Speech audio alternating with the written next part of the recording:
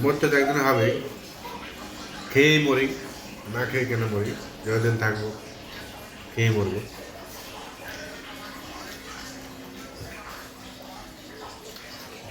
আজকে রান্না হবে পেঁয়াজ কলি আলু পোস্ত।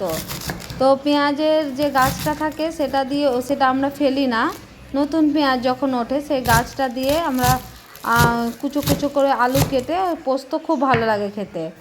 তো এখন আলু কেটে নিচ্ছি, পেঁয়াজ কলিটা কাটা হয়ে গেছে। পেঁয়াজ কলি ঠিক না, পেঁয়াজের গাছ।